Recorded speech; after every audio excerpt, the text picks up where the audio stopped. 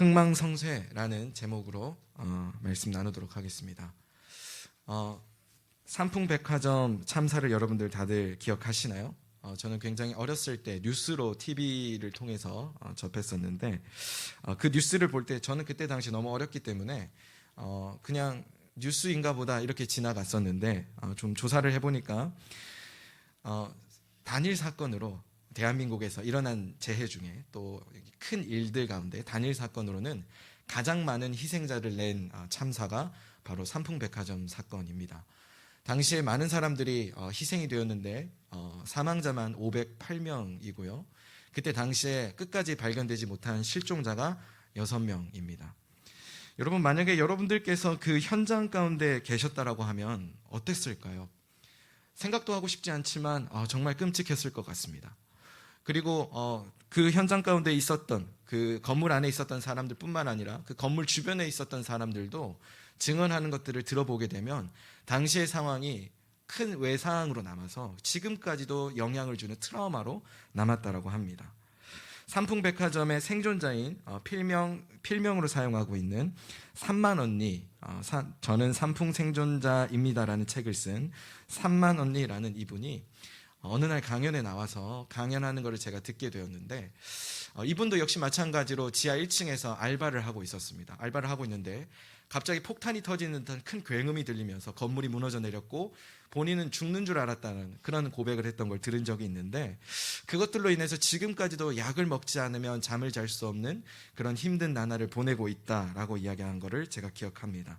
그러면서 이분이 이거를 어떻게 극복했는지를 강연에서 이야기를 하는데 우연치 않게 보육원에 봉사를 갔는데 어느 한 아이가 계단에 앉아서 이렇게 울고 있더래요. 그래서 그 아이에게 다가가서 얘야 이제 들어가야지, 언니가 젤리 줄까? 이렇게 했는데 그 아이가 이렇게 이야기했더랍니다. 젤리 싫어. 그래서 이분이 이제 궁금해서 그러면 어떻게 해줄까? 안아줘라고 대답했다는 것을 그 이분이 들었다는 것을 증언을 하면서 당시에 그 사건을 경험하기 직전까지는 자신의 행복과 불행이 되게 멀리에 있는 것들로 생각을 했다라고 해요. 그러니까 자기가 원치 않는 순간에 원치 않는 방법으로 불행을 당했기 때문에 나는 젤리가 있으면 행복할 것 같아 라는 사고방식을 쭉 해왔던 사람이 어떤 어린아이, 울고 있는 어린아이가 안아달라고 하는 그 말을 듣고 행복이 젤리에서 오는 게 아니구나, 이거를 듣고 자기의 행복의 기준이 바뀌었다라는 이야기를 또 이 강의에서 했던 거를 제가 기억합니다. 여러분들 그런 것 같아요. 어떤 한 경험을 하게 되면 그 경험이 우리 삶 속에 남게 되면 그 경험들에게서 내가 느꼈고 또 내가 바뀌었던 부분들을 증언하게 되어 있습니다. 우리가 예수님과의 만남이 있다고 한다면 우리의 삶이 변화되게 되어 있고 우리의 삶이 변화되었을 때 그것들을 증언하기 마련이죠. 반대로 생각해 볼까요? 우리 삶 가운데 변화가 나타나지 않고 우리 삶 가운데 하나님을 증언할 만한, 예수 그리스도의 은혜를 증언할 만한 그런 부분들이 없다라고 한다면 지금 현재 우리 삶 가운데 중단된 것은 우리의 일상이 아니라 주님과의 만남인 것입니다. 저는 오늘 혹시 여러분들 중에 주님과의 만남이 단절되어서 또는 그것이 녹록치 않아서 힘겨워하고 계시는 분들이 있다면 오늘 말씀을 듣고 다시금 새로운 예수님을 증언하는 증인들로 세워지시는 은혜가 있기를 축복합니다. 오늘 말씀을 대하면서 저는 자연스럽게 이런 질문을 던져보고 싶어요. 우리가 어떻게 예수님의 증인으로 살아갈 수 있다라고 본문 말씀을 이야기하는가? 크게 세 부분으로 나누어서 오늘 본문 말씀이 이 질문에 대해서 어떻게 우리에게 도전을 주는지 한번 살펴보도록 하겠습니다. 22절부터 26절까지의 말씀을 먼저 한번 좀 살펴보기 원하는데요. 이 22절부터 26절까지의 말씀에서는 세례자로서 예수님을 오해하는 내용이 나옵니다. 그래서 이 단락을 통해서 방금 우리가 던졌던 질문에 대한 답으로 이렇게 제시합니다. 증언의 대상을 오해하지 않음으로 우리는 예수님의 증인으로 살 수 있다라고 이야기합니다. 한번 살펴볼게요. 22절 말씀에 보면은 그 후에 예수께서 제자들과 함께 유대 지방으로 가서라는 말이 나옵니다. 그러니까 그 후라는 것은 언제 시점이냐면 니고데모와의 대화 이후라는 시점을 이야기합니다. 그리고 유대 땅은 당시 이제 유대 땅이라고 하는 그 말은 조금 상징적인 의미가 있는데 예루살렘 주변에 있는 땅을 가리키는 말이 유대 땅, 유대 지방이라는 뜻입니다. 그래서 예수님께서 지금 니고데모와의 대화를 마치신 이후에 유대 지방으로 먼저 가셔서 제자들과 함께 하셨습니다. 그리고 난 다음에 사람들, 몰려오는 사람들에게 세례를 베풀어 주고 계시는 장면이 오늘 말씀에 나오는 장면입니다. 그리고 역시 마찬가지로 예수님과 마찬가지로 세례 요한도 살렘이라고 하는 지역, 에논이라고 하는 그 지역에서 물이 많은 그쪽 샘가에서 사람들에게 세례를 베풀고 있었고, 이제 이 와중에 이제 문제가 생기는 겁니다. 어떤 문제가 생기냐? 요한의 제자들이 예수님께서 베푸신 세례를 보고 사람들이 몰려가는 걸 보고 깜짝 놀라는 거예요. 아니, 세례 요한에게만 세례를 받는 그것들을 소망해서 나오는 사람들이 많은 줄 알았는데 예수님의 세례도 기대하고 나아가는 사람들이 생각보다 많았다라는 거예요. 저는 이걸 보면서 저에게 유튜브 채널이 좀 떠올랐어요. 여러분들은 이제 들어가실 권한이 없기 때문에 그걸 보지 못하지만 저는 유튜브 스튜디오라는 그 채널에 들어가서 저희 교회 이 채널을 누가 구독하는지, 누가 얼마만큼 시청을 하는지 다 뜨고 있습니다, 여러분. 예배 자리에 충실하시기 바랍니다. 근데 보니까 한 분이 일주일 간격으로 구독을 눌렀다가 취소했다가를 반복하시는 거예요. 왜 그러지 싶었거든요. 지금 아직도 이유를 밝히지 못하고 있는데 혹시 이유를 개인적으로 저에게 연락을 주시면 감사하겠습니다. 그러는 거예요. 그러니까 저도 이제 구독자 수에 민감하거든요. 이게 저희 교회가 구독자가 늘면 하나님 감사합니다, 부흥을 주셔서 이렇게 하는데, 그리고 요즘 이제 온라인으로 예배를 드리다 보니까 영상을 통해서 예배를 듣고 또 설교를 보면은 좋아요, 싫어요가 찍히잖아요. 근데 저희 교회는 꾸준하게 좋아요를 누르신 한 분이 계십니다. 그분이 계시는데 통틀어서 싫어요를 누르신 한 분이 계세요. 제 설교에 찍혀 있는데 처음에 보고 왜 싫지? 내가 뭐 잘못 말했나? 이런 생각을 했어요. 근데 어디에서 위로를 받았냐면 이찬수 목사님 설교도 싫어요가 눌려진다는 겁니다. 저보다 훨씬 많은 싫어요를 받으시더라고요. 그래서 위로를 받았는데 이런 거죠. 사람들이 구독자가 빠지는 듯한 느낌을 받는 거예요. 세례 요한 채널에 한 100만 됐는데 갑자기 100만이 줄어서 90만이 되고 70만이 되고 50만이 되고, 그런데 저 강 건너편에 가보니까 예수라는 분이 채널을 개설을 했는데 거기에 구독자가 몰리고 조회수가 찍히고 좋아요가 늘어나고, 사람들이 의아하게 생각하는 겁니다. 아니, 왜 예수라는 분에게 저렇게 가서 사람들이 몰려가서 세례를 받지? 이런 생각을 하는 거예요. 그런데요, 오늘 이 말씀은요, 이 본문에서만 확인할 수 있는 게 아니라 4장 초반부에서도 확인할 수 있어요. 4장 1절부터 시작되는 그 말씀 가운데서는요, 제자들이 세례를 베풀었다라고 이야기를 하는데 그 베풀다는 3인칭 단수격으로 쓰여져 있습니다. 무슨 말이냐면 제자들이라고 하면 복수잖아요. 근데 3인칭 단수로 쓰였다는 것은 이 세례의 진정한 주체자가 누구이시냐라는 거예요. 거듭나게 하실 수 있는 주체자가 누구이시냐는 거예요. 여러분, 기도의 자리를 붙드시지만 실제로 그 기도의 자리에 임재하셔서 우리의 기도를 이끌어 가시고 인도하시는 분이 누구이시냐는 거예요. 우리가 예배 자리에 우리의 발걸음을 옮겼지만 실제로 이 예배 가운데 임재하셔서 영광 받으시는 분이 누구이시냐는 거예요. 예수 그리스도이신 줄로 믿습니다. 그분이 주체자가 되시기 때문에 제자들이 오해했던 것과는 다르게 충분히 세례를 주실 만한 탁월한 분으로 인정될 만한 분이라는 거예요. 당시의 정결 예식이라는 거는 이 바리새인들이나 되는 이런 권위자들이 할 수 있는 예식들이었어요. 그러니까 나사렛 나다나엘이 이렇게 이야기하지 않습니까? 아니, 저 천한 나사렛 동네에서 무슨 선한 게 날 수 있겠느냐고. 예수님에 대한 당시 사람들의 인식은 그런 것들이었어요. 근데 그분이 세례를 베푸니까 깜짝 놀라는 거죠. 그리고 게다가 사람들이 몰려가니까. 근데 당시에 사람들이 생각했었던 오해와는 다르게 그분은 충분히 우리를 거듭나게 하실 수 있는, 물과 성령으로 위로부터 오시는 것들로 우리를 거듭나게 하실 수 있는 예수 그리스도시라는 겁니다. 오늘 저와 여러분들에게 이와 같은 믿음의 회복된 은혜가 있기를 축복합니다. 여러분들에게 혹시 무너진 삶의 영역들이 있다면 가만 한번 잘 돌아보셨으면 좋겠어요. 내가 무엇을 오해하고 있지? 내가 지금 세례자로서 내 삶을 인도해 가시고 주관하시며 거듭나게 하실 뿐만 아니라 든든한 하나님의 백성으로 세워가시는 그 주님에 대한 오해가 있지는 않은지, 그래서 주님의 역사가 보이지 않아서 예수님의 증인으로 살아내지 못하고 있지는 않은지 돌아보시는 그런 시간 되기를 바랍니다. 요한복음 1장 31절 말씀에 이렇게 이야기합니다. 세례 요한의 고백인데요, 나도 이분을 알지 못하였습니다. 내가 와서 물로 세례를 주는 것은 이분을 이스라엘에게 알리려고 하는 것입니다. 세례 요한이 이분을 만나고 나서 자기를 다시 한번 규정하는 거예요. 어떻게 규정하죠? 그분이 메시아로 세례를 진정으로 베푸신 분인 것들을 깨달음으로 주님께서 세례를 베푸실 만한 충분한 분이십니다. 우리를 거듭나게 하시고 하나님 나라의 성취자로 오셨습니다. 이렇게 고백하고 있더라는 거죠.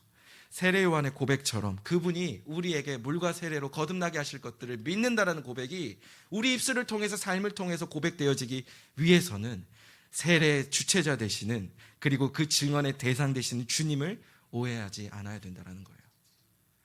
여러분들에게 혹시 있는 주님에 대한 오해가 있으신가요?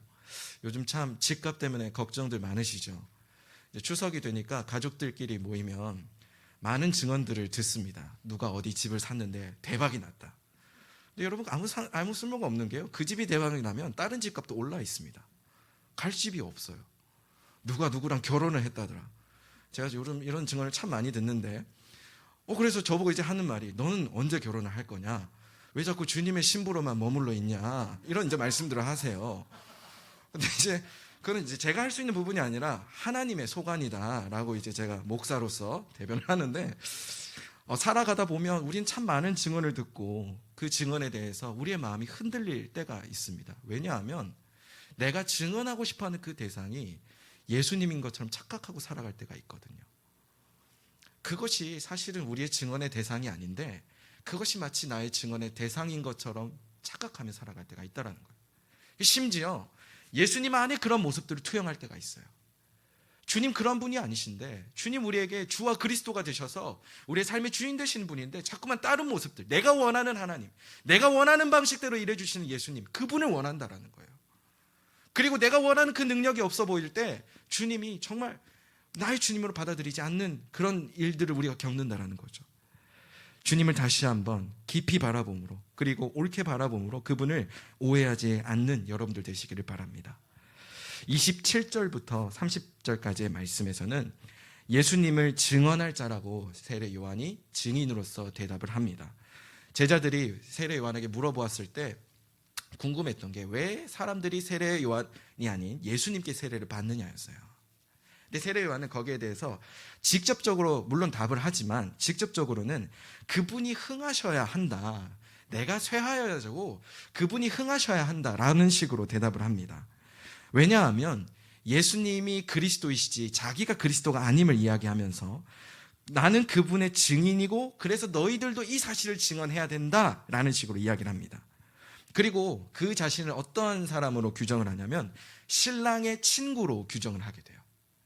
신랑의 친구는 어떤 사람이냐면 신랑과 신부의 결혼식을 기뻐하고 이 사실을 알리는 사람입니다.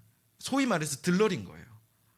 그러니까 지금 세례 요한은 자기를 신랑으로 오해하고 있는 사람들에게, 아니야, 내가 신랑이 아니라 예수님이 신랑이야 라고 증언을 하고 있다는 거죠. 그러면서 세례 요한의 삶의 모양 가운데 나타난 우리가 참 주목할 만한 모습은 뭐냐면 기쁨으로 충만하였다는 거예요. 여러분, 우리가 어떨 때 기뻐해야 될까요? 우리의 올바른 예수 그리스도의 사랑 안에서 발견되는 정체성으로부터 비롯되는 기쁨이 우리 안에 충만해야 될 줄로 믿습니다. 근데 우리는 실제로 보면 거기에서 오는 기쁨보다는 다른 기쁨을 추구할 때가 있어요. 여러분, 혹시 제가 이제 설교 자료를 좀 모으다가 준비하다가 재밌는 후기를 좀 본 적이 있습니다. 제가 한번 들려드려 볼게요. 이 후기를 쓴 학생들이 어느 학교 학생인지 한번 맞춰보세요. 인문학은 무엇보다도 나 자신을 많이 돌아보게 만든다. 그것은 보이지 않는 거울을 만들었고 거울을 통해 이 세상을 다시 보게 만들었다. 인문학이 나에게 준 건 깨지지 않는 거울 하나였다. 또 다른 후기를 들려드릴게요. 나는 이곳에서 배웠다. 인간이 무엇인가? 돈을 왜 벌어야 하는가? 사람이 어떻게 살아야 하는가? 자아를 어떻게 형성할 수 있는가? 내가 왜 가난하고 무시당하는가? 그리고 세련되고 멋지게 사는 법을 배웠다. 어느 학교 학생일까요? 이 학교는 성프란시스 대학교라는 학교입니다. 이 학교는 어떤 대학교냐면 노숙자들에게 인문학을 가르치는 학교예요. 그래서 이 학교인데, 우리나라에 있는 대학인데 노숙자들에게 인문학을 가르치고요, 그들이 다시 한번 생의 의욕을 얻고 살아갈 수 있도록 만드는 교육하는 학교라고 합니다. 상식적으로 생각해 보면 노숙자들이 인문학을 배운다? 이게 참 맞지 않죠. 일반적으로 생각해 볼 때, 물론 책을 좋아하시는 분들이 계실 수 있어요. 그 전에 직업이 뭐였느냐에 따라서. 하지만 우리가 생각해 볼 때 길에서 주무시는 분들이 책을 읽는다? 한 끼 한 끼 해결하기 힘드신 그분들이 그렇게 쉽지 않을 건데 왜 이런 학교가 세워졌는지 그 학교의 설립 취지를 박경장 교수님이라는 명지대 기초인문대 교수님은 이렇게 이야기를 합니다. 그 학교 설립 취지에 대해서 이야기를 하면서 이 학교가 왜 중요한가, 그리고 이 학교의 건화 기념이 지금 오늘의 시대를 살아가는 우리에게 주는 도전은 무엇인가에 대해서 이야기를 하는데, 노숙인과 인문학은 자본주의 사회체제에서 모두 비효율적이라는 특성을 지녔기 때문에 역설적이게도 잘 어울리는 조합이다라고 이야기를 해요. 그리고 또 이어서 이렇게 이야기합니다. 두 만남은 비효율이라는 자본주의의 부정적 가치로 만나는 것이 아니다. 삶을 다시 처음부터 한층 근본적이고 전체적으로 바라볼 수 있는 철학적 관점에서 만난다라고 이야기해요. 그러니까 인문학을 통해서 인간이 무엇이지? 인간의 삶의 목적이 무엇이지? 그 근원적인 질문들을 끊임없이 던지는 거예요. 우리가 바라볼 때는 그 사람들에게 지금 당장 필요한 게 한 끼를 해결하고 지금 당장 내가 누워 잘 곳이 필요하고 하는 것처럼 보이지만 실제로 그들이 상실한 것은 직장과 돈과 가족이 아니라 자신의 삶의 정체성이었다는 것을 이 학교를 통해 배우는 거예요. 그렇게 해서 그 정체성이 회복된 사람들이 정말 사회에 나아가서 이만큼 회복되었습니다. 문학대회에도 나가서 상을 받고 하거든요. 그래서 이분들이 어떤 책을 읽는 줄 아십니까?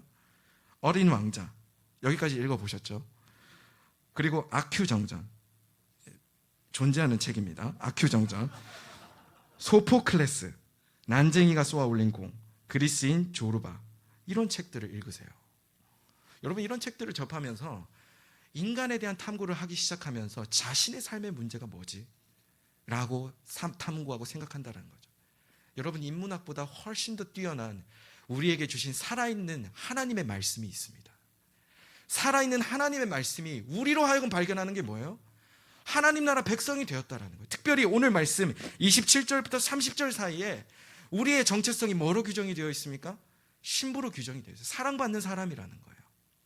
그리고 더 나아가서 그렇게 사랑을 받고 있는 사람이 그 정체성을 올바르게 이해하, 증인으로서 살아가야 될 정체성 올바르게 깨달게 될 때 증인으로서 살아갈 수 있다라고 도전하고 있습니다. 세례 요한은 자기가 신부로 부름을 받았을 뿐만 아니라 신랑의 친구로도 예수 그리스도를 증언하고 증거할 사람으로 부름받았다라는 명확한 정체성이 있었습니다. 그래서 그의 삶이 궁궐에서의 삶이 아닐지라도 예수 그리스도를 증거하는 그 삶에 소망을 두고 예수 그리스도를 증언하는 일에 기쁨으로 충만함으로 살아갔던 거예요. 반대로 생각해 볼까요? 우리가 왜 낙심하고 절망하고 어려워합니까? 물론 상황이 힘든다는 거 우리 다 공감할 수 있습니다. 그런데 조금 더 근원적인 질문을 던져보자고요. 우리의 정체성이 무너져 있지는 않습니까?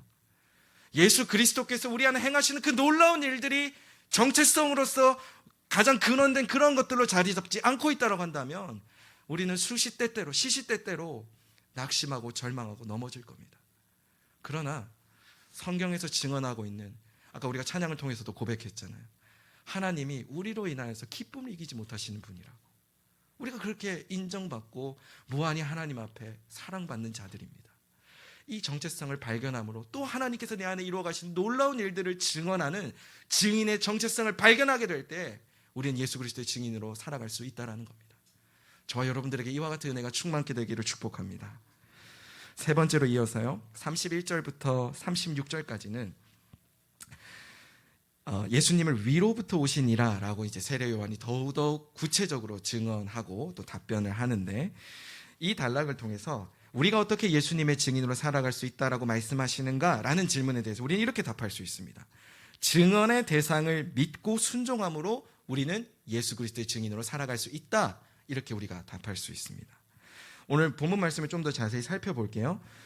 위에서 오시는 이, 예수님을 어떻게 소개하느냐? 요한은 예수님을 위로부터 오신 이로 소개합니다. 그러니까 하나님과 창세전부터 함께 계셨던 분, 신성을 가지신 이로서 위로부터 오셨다라고 설명을 해요. 그리고 만물 위에 가장 뛰어나신 분이시고 하나님께서 보내신 하나님의 아들입니다 라고 증언을 합니다. 그리고 그분이 아들로 오셔서 하시는 사역이 뭐예요? 하나님의 말씀을 증언하는 분으로, 특별히 그분 앞에 순종하게 되면 그 순종하는 사람들에게 선물로 영생을 주신다라고 이야기합니다. 오늘 그와 같은 핵심적인 역할에 계시는 분이, 그리고 그 일의 주체자가 예수 그리스도시라는 거예요. 근데 더 중요한 거는 뭐냐면 우리가 이분 앞에 어떠한 반응을 보여야 되냐는 거죠. 영생을 주시는 분으로서, 우리의 삶을 인도하시는 분으로서, 우리의 삶을 주관하시는 분으로서 우리가 다 알고 있는 사실입니다. 그런데 알고 있는 사실들 앞에 우리가 얼마만큼 살아내느냐는 또 다른 문제인 거예요. 증인으로서 살아내기 위해서 우리에게 요구되는 성경의 도전은 뭐예요? 그분에게 순종하고 그분을 믿고 살아가는 겁니다. 근데 우리는 자꾸만 다른 거를 믿고 순종할 때가 있죠. 여러분, 이번에 이제 추석 연휴가 되게 길었잖아요. 긴 만큼 피곤도 하셨을 테고 또 많은 가족들을 만나실 만한 여유 있는 시간들을 보내셨을 텐데, 가족들과 만나시면 주로 어떤 거를 이야기하시나요? 요즘은 뭐 살아가는 이야기, 이런저런 이야기, 뭐 만나면서 어떻게 지내니, 건강은 어떻니, 이런 이야기를 하지 않습니까?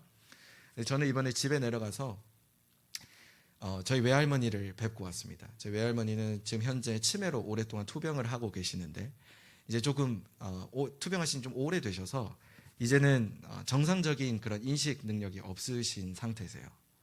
근데 그분 이렇게 할머니를 뵙고 이제 오는데 제 기억 속에 있는 할머니가 아닌 거예요.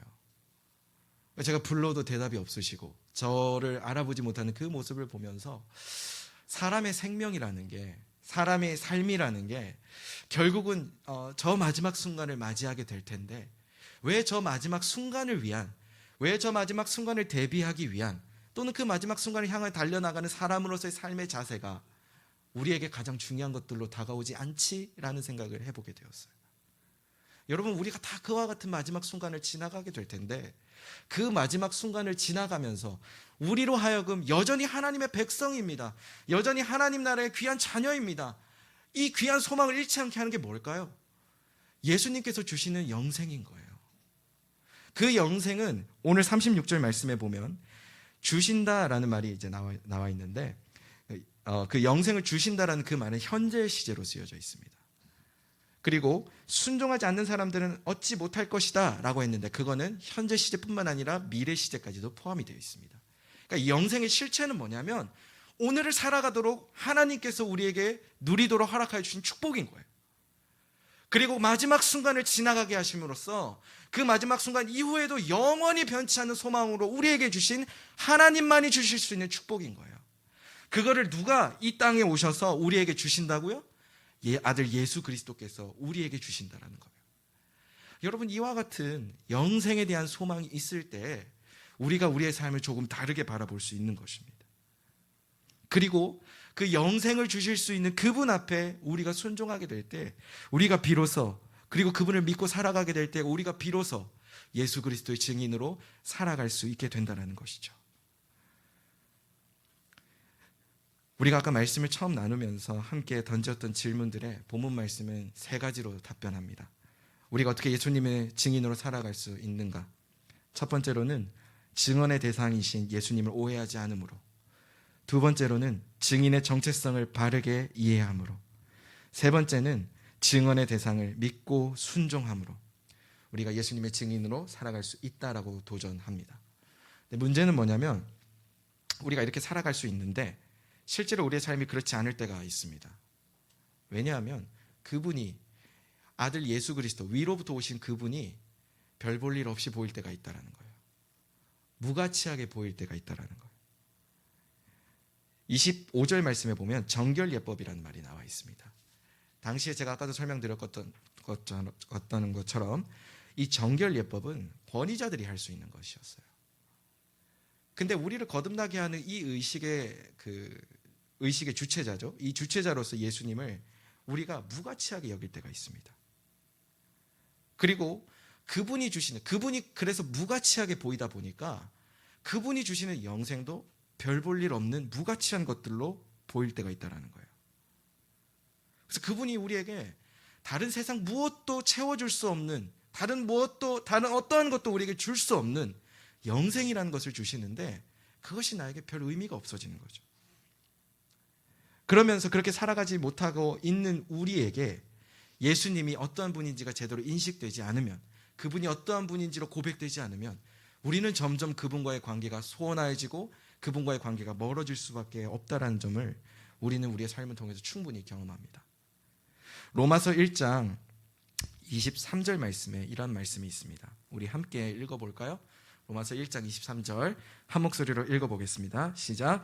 그들은 썩지 않는 하나님의 영광을 썩어질 사람이나 새나 네 발 짐승이나 기어다니는 동물의 형상으로 바꾸어 놓았습니다. 내가 볼 때 이 말씀을 통해서요, 우리가 한 가지 확인할 수 있는 우리의 모습은 뭐냐면, 내가 원하는, 내가 바라보는 예수님 아닌 예수님이 있다라는 거예요. 말이 좀 이해가 가시나요? 내가 바라보는 그 대상이 예수님이었으면 좋겠다라는 생각이 우리 안에 있는 거예요. 그 면면을 들여다볼까요? 그 실체를 들여다볼까요? 그것이 돈이 되는 경우가 있습니다. 그것이 사람이 되는 경우가 있습니다.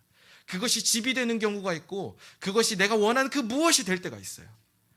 그것이 나에게 무언가를 줄 때 예수님처럼 여겨지는 때가 있다라는 거죠. 근데 우리가 그렇게 될 경우에 그것들은 영원하지 않지만, 반면에 예수님은 어떻죠? 영원하신 왕으로, 영원하신 우리의 동반자로, 우리와 함께 하심으로 우리에게 영생을 주시는데, 우리는 그 영원하신 예수님도, 그분이 주시는 영생도 무가치하게 여길 때가 있다라는 거예요. 그럼으로써 우리가 예수님의 증인으로 사는 걸 거부합니다. 내가 예수님의 증인으로 사는 그 기쁨이 충만한 삶을 적극적으로 거부하는 모습들을 볼 때가 있습니다. 이 문제를 예수님 어떻게 해결하셨을까요? 우리가 다시 본문 말씀으로 돌아가 보았으면 좋겠습니다. 우리 31절 말씀인데요. 31절 말씀 우리 함께 읽어볼까요? 화면에 나와 있는데요. 함께 읽어보겠습니다. 시작. 위로부터 오시는 이는 만물 위에 계시고 땅에서 난 이는 땅에 속하여 땅에 속한 것을 말하느니라. 하늘로부터 오시는 이는 만물 위에 계시느니라. 아멘. 예수님께서는 1차적으로 먼저는 위로부터 오셨습니다. 이 위로부터 오셨다라는 것은 우리가 방금도 함께 나누었지만, 그분이 하나님, 그분 자신으로 오셨다라는 거예요. 그분의 능력을 가지고 오셨다라는 거예요. 그리고요, 이분이 오셔서 하신 일이 뭐냐? 하나님의 구원을 성취하셨습니다. 오늘 본문 말씀에서는 정결예법이라는 단어를 통해서 뭘 유추해 볼 수 있냐면, 유대인들은 자신이 가지고 있는 법과 방식과 예식으로 구원을 끊임없이 성취하려고 했습니다. 다른 말로 바꾸어 볼까요? 그것들을 통해서 하나님 주실 수 있는 영생에 자기가 도달할 수 있다고 믿었어요. 그런데 인간의 역사를 통틀어서 그랬던 사람이 있었던가요? 예수님 이외에는 아무도 없었습니다. 그런데 예수님께서 십자가에서 죽으시고 부활하심으로 말미암아 하나님의 놀라운 구원을 성취하셨어요. 우리가 볼 땐 예수님 별 볼 일 없어 보이죠? 그런데 전혀 그렇지 않습니다. 예수님 그분은 우리가 생각하는 것보다 훨씬 탁월하시고요, 예수님 그분은 우리가 생각하신 것보다 훨씬 크신 분입니다. 믿으십니까? 우리가 그분을 바라보게 될 때 우리가 더 이상 예수님에 대한 이 잘못 바라보는, 이 무가치하게 여기는 이 삶의 자세들이 생기지 않을 수 있다는 거죠. 그분이 성취하신 그 놀라운 구원은 그분만이 하실 수 있는 것들이었어요. 그리고요, 그렇게 성취하신 예수님께서 주시는 영생은 가장 좋은 것이 됩니다. 우리가 그것들을 비로소 누리게 될 때 진짜 좋은 것을 누리는 거예요.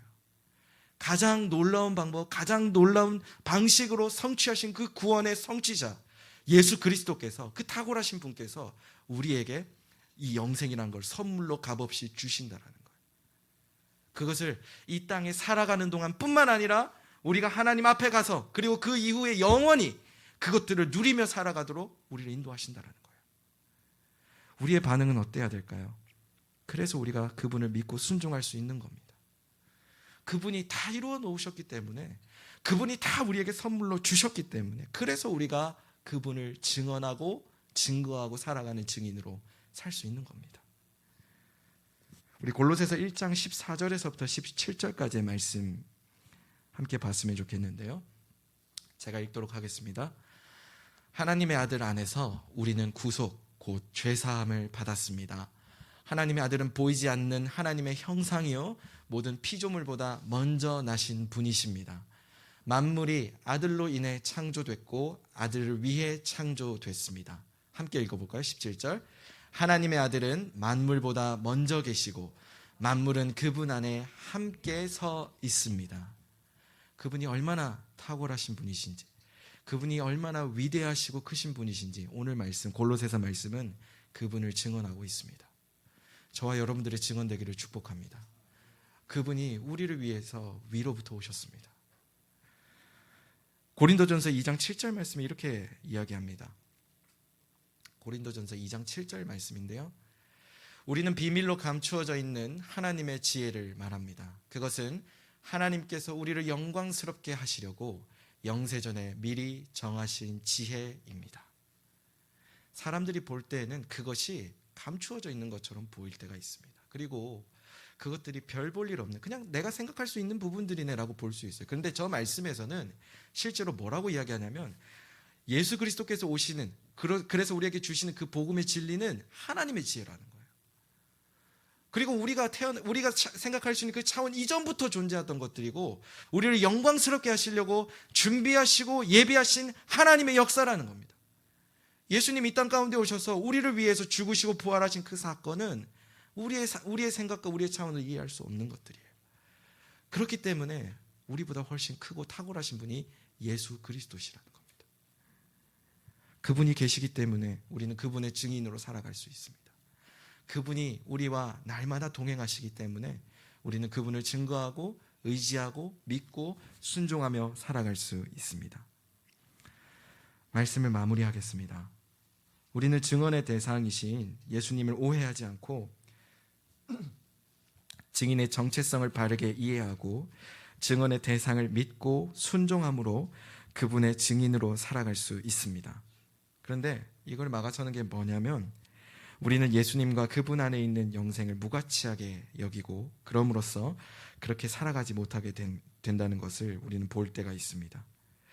위로부터 오신 예수님은 누구도 성취하지 못한 하나님의 구원을 성취하신 분이십니다. 그래서 그분이 성취하신 영생은 가장 좋은 것이 됩니다. 이것을 믿고 순종할 때 우리는 비로소 예수님의 증인으로 살아가게 될 줄로 믿습니다.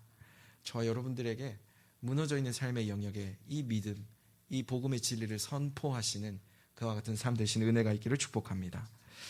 우리 함께 기도했으면 좋겠는데요.